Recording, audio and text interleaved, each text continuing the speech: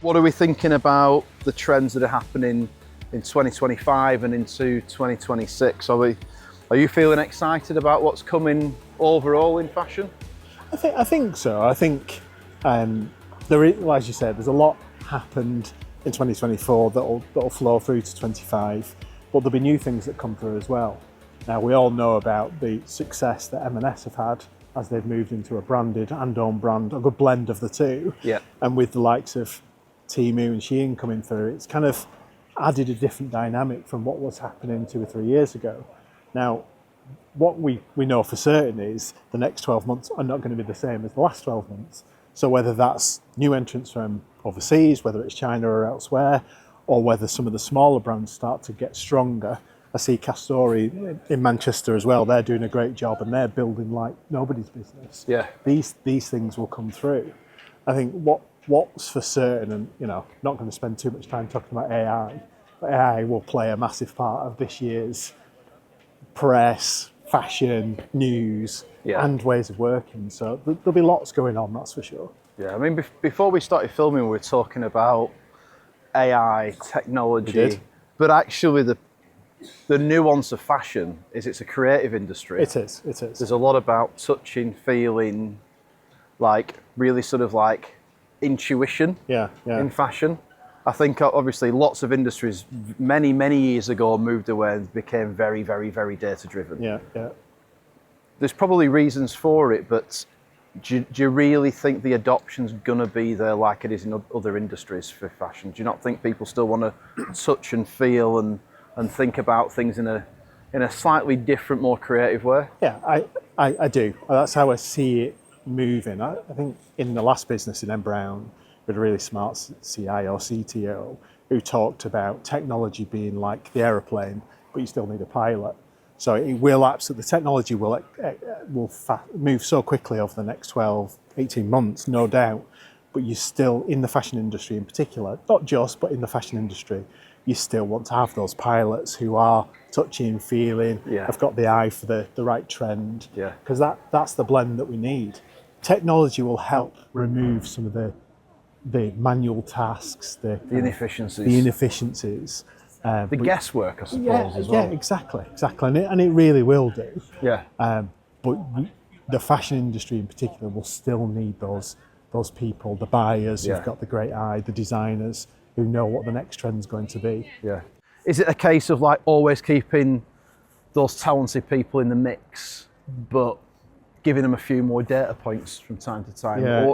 Or is it just always going to stay pure instinct? It's a really important question, and there's so many different levels to it. So I think my first instinct as you're talking to is, if it is a 30%, 35% success rate, it might be okay for it to turn to 40% and not be any higher than that, because a buyer or a buying person with a designer are not necessarily in it just to sell through all of the products and be super efficient. They're there to design beautiful products. Yeah. And some of those will work and some of them won't work, but they get better by learning from that, not necessarily just because everything works. Yeah, because Tom Ford didn't just get it right day one. 100%. I mean, he had time to build up, and granted, the guy probably did turn Gucci around, and he did all right. Yeah, he did all right. And his brand's been great, but you don't become that level by not making mistakes first. Exactly right. Now, to your point around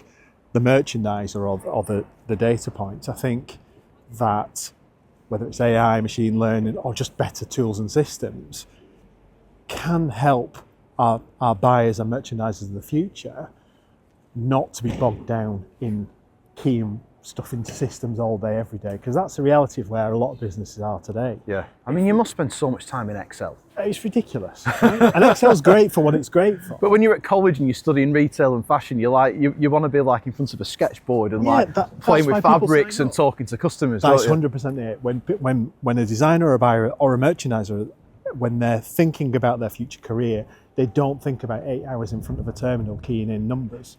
They don't. That's not the dream. No. It's about beautiful products. It's about excellent plans, and I think what AI, machine learning can really help with is take away some of that.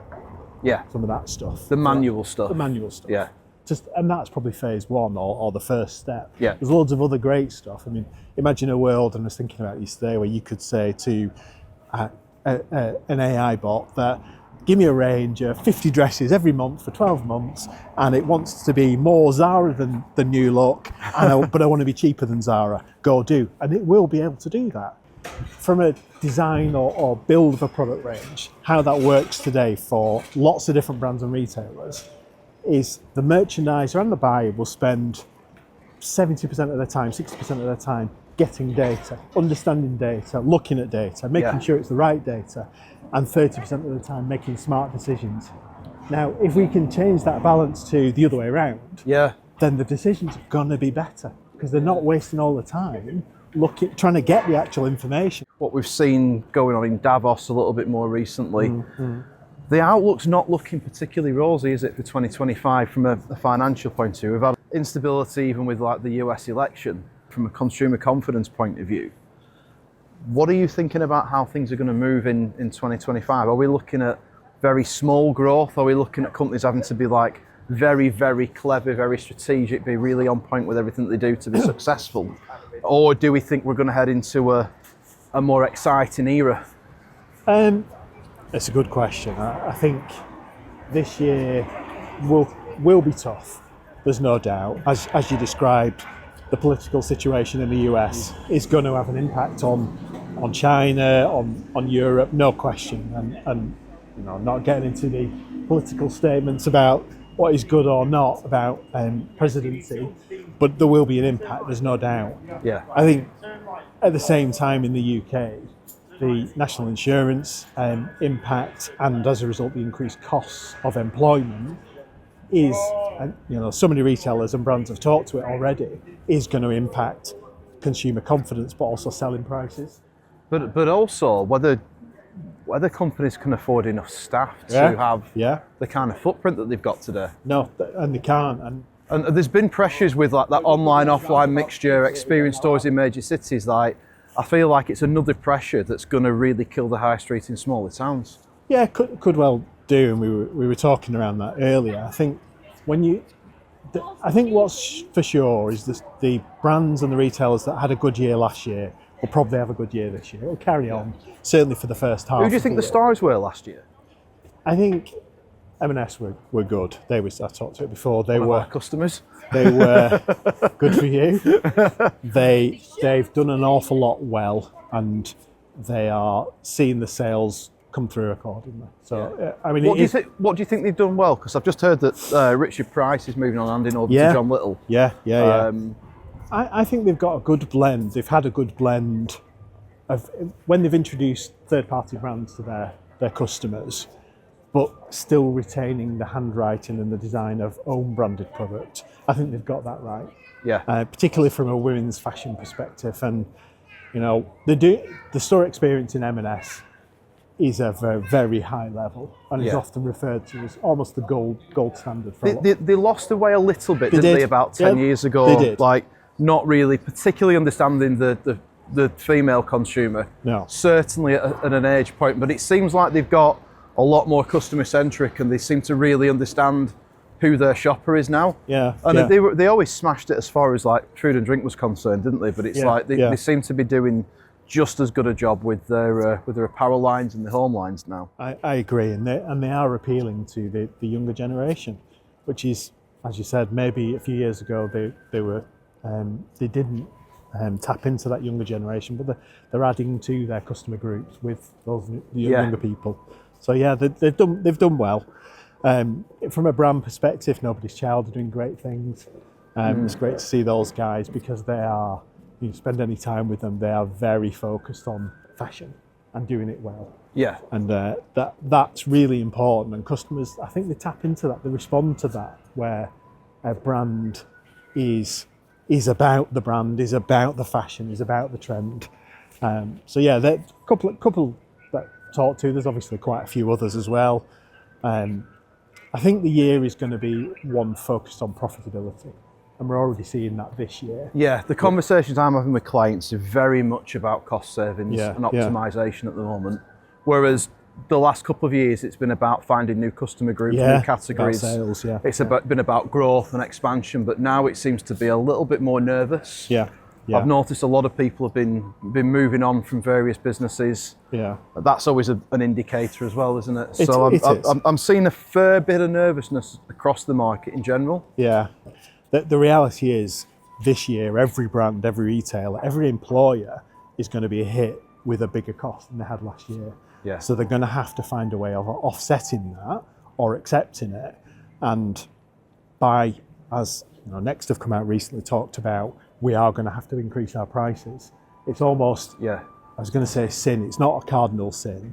It's the last thing on the list that a buyer or a merchandiser or a retailer wants to do. Yeah. But they're going to have to this year, and that will have an impact. Overall, though, Next Retail have done a really good job. I mean, they're very smart. Yeah, for me, the big thing that they've done is that move towards that experience store of bringing like the restaurant groups in. Making it more a place that you visit for a couple of hours on a Saturday with the family. And there's a bit more going on there, isn't there? And Manchester and Bolton have got two of those flagship sort of like experience stores, and I think they've done a really good job. They seem to really get who the customer is.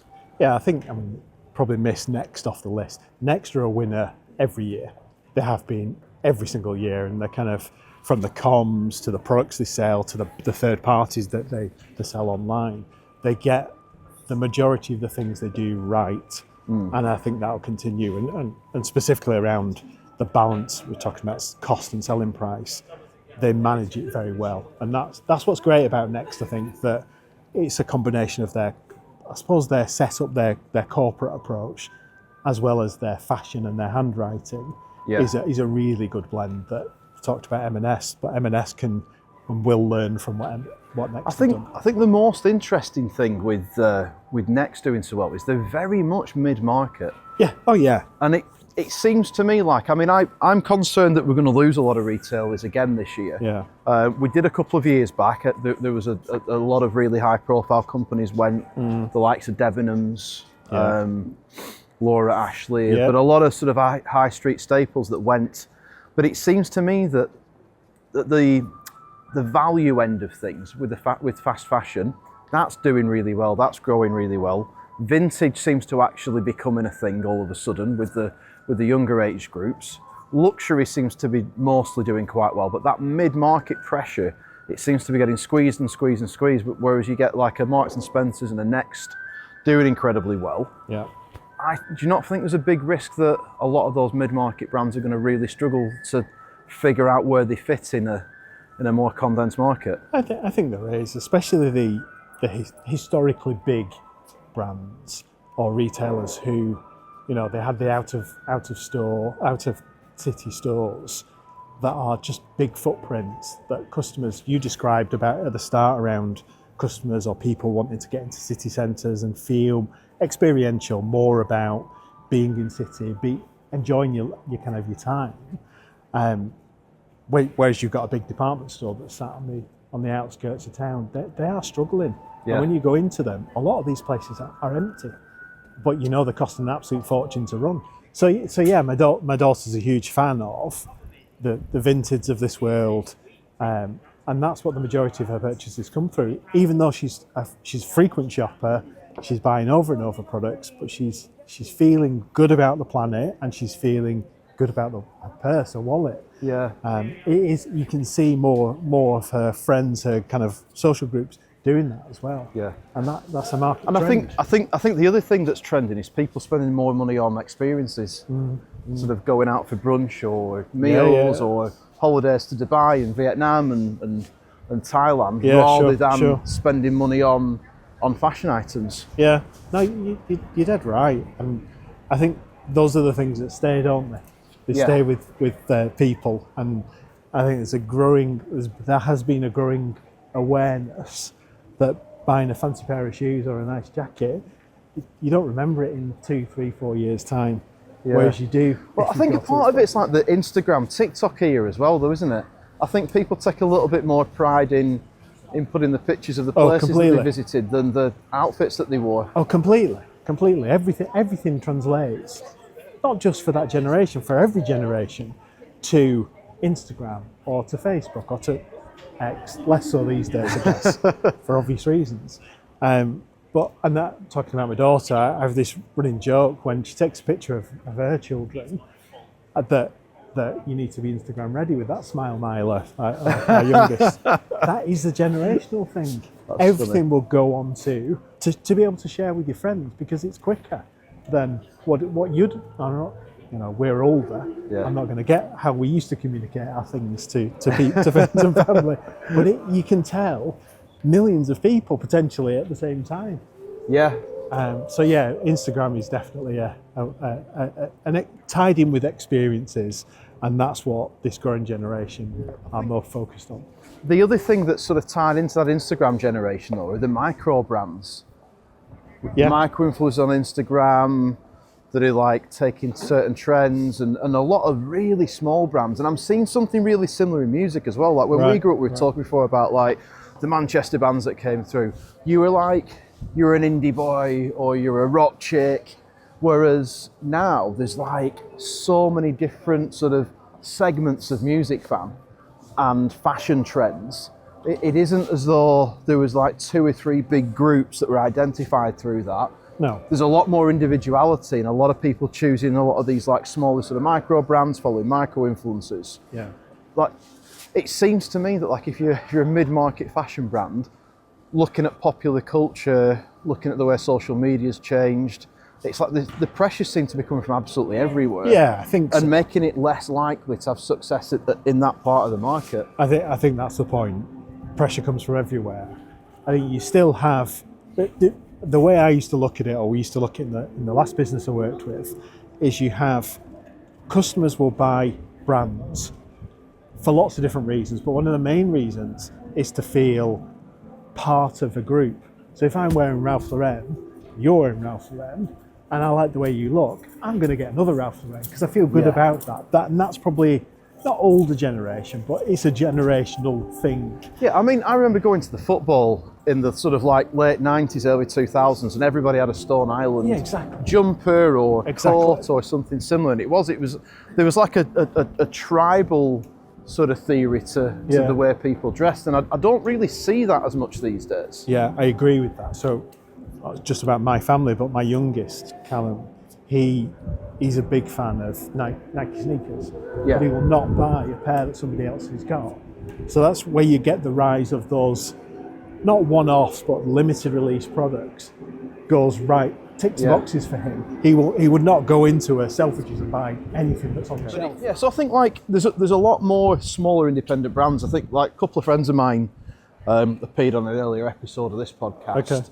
Ross and Scott from Couture Club. Yeah, sure. Manchester based, started off selling t-shirts on Facebook. They've grown to, it's either 15 or 50 million or something like that, but they've done really well. Still Manchester based, selling online. They've done a lot of stuff with like influencers, but I think that hair is another brand that I see a lot of on social media. And well, we've not talked about TikTok, of course, and that combined with, as you say, smaller brands. I don't know if you saw the Dragon's Den the other night, where I've missed it. The young girl who set up her own hair or pre-shampoo hair company, and her sales have gone through the roof from nothing. And she doesn't know retail, she doesn't know brand building, but she's got it right in terms of how the product is, and she's got the right medium in TikTok. Yeah.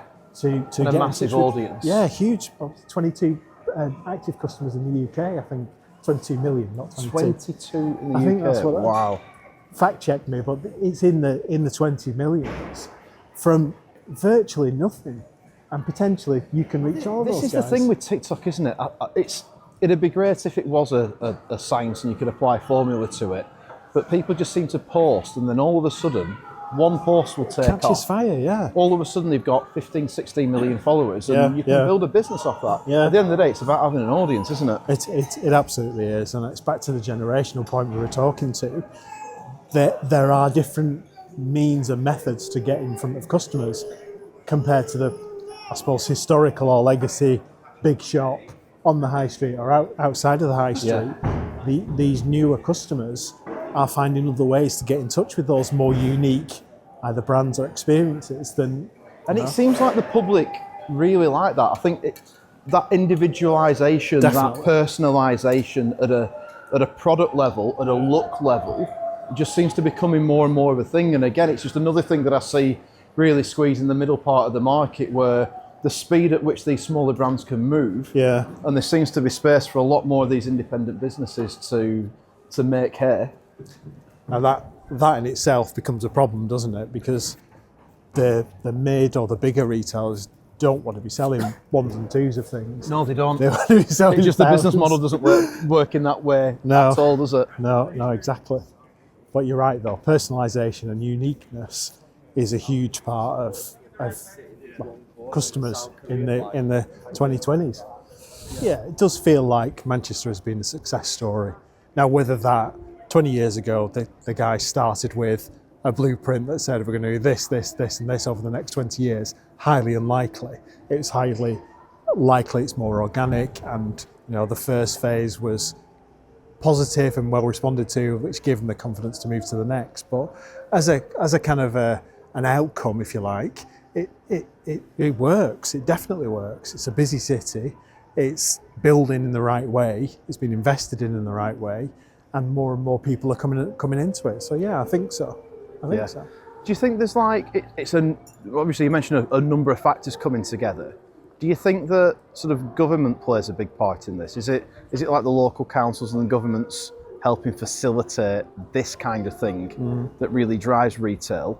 And is there an equivalent for online retailers, like companies that you've worked for, with like from N Brown to Very Group? Like, what can governments do to really help inject a little bit more into the retail market? So it's a good question. I think working with brands and retailers is a really important part of that development. So we were talking earlier around the increased costs that are going to hit hard on retailers, which is going to lead to certain negative things. Having more retailers, having a voice within governments and councils will make a big difference, I think, in terms of development and investment. Yeah. I mean, obviously we don't want to get too political, but there's a really big challenge right now from a point of view of changes in tax and national insurance, and how that's impacting not just small businesses, but some of these bigger retailers that employ people that are on the national minimum wage, and the impact of that. Are we going to start to see that having a negative impact and more stores closing, and then something like this potentially being a thing of the past? Yeah, well, hopefully not. I don't think it will be a thing of the past.